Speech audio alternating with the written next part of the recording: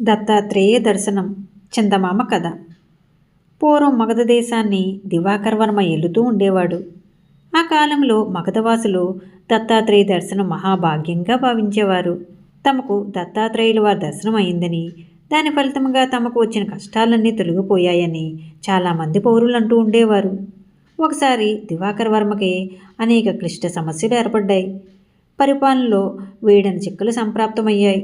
అదే సమయంలో కుటుంబ సమస్యలు కూడా ఆయనకు మతిస్థిమితం లేకుండా చేశాయి.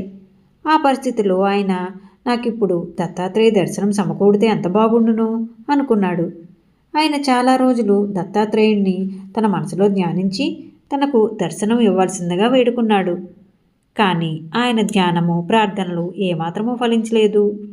అందుచేత ఆయన ఒకనాడు దేశం అంతటా ఒక చాటింపు వేయించి ఎవరైనా తనకు దత్తాత్రేయుల వారి దర్శనం చేయించినట్లయితే వారికి కోరినంత ధనం ఇస్తానని ప్రకటించాడు.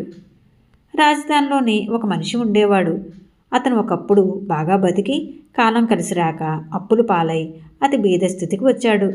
అతను రాజుగారి వద్దకు వెళ్ళి, మహారాజా, నాకు 1000 దీనారాలు ఇచ్చినట్లయితే నేను తమకు నెల రోజుల లోపల దత్తాత్రేయ దర్శనం చేయించగలను అన్నాడు.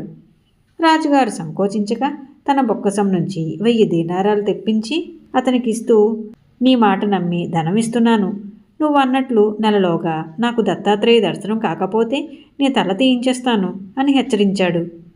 చిత్తం, అలాగే చేయండి అని ఆ మనిషి ధనం తీసుకుని ఇంటికి వెళ్ళి తనకున్న బాకీలన్నీ తీర్చేసి తన భార్య బిడ్డలతో, ఇక నేను పోయినా చింతలేదు, రుణ విముక్తిని మించిన ముక్తి ఏమున్నది, పరువుగా బతికాను, పరువుగా చచ్చిపోగలను అన్నాడు.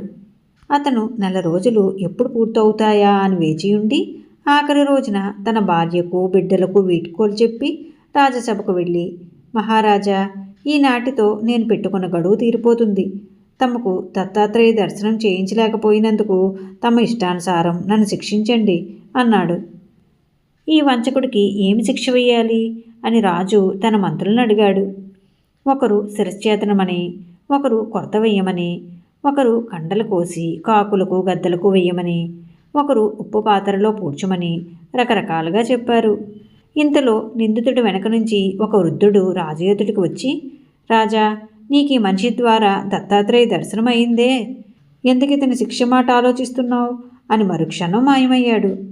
దత్తాత్రేయ స్వామి సాక్షాత్కరించాడు.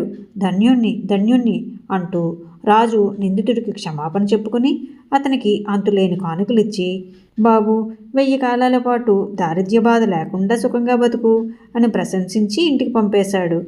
ఈ కథ మీకు నచ్చినట్లయితే లైక్ చేయండి, షేర్ చేయండి. మరిన్ని మంచి కథల కోసం మా సంపత్ ఛానల్ని సబ్స్క్రైబ్ చేసుకోండి.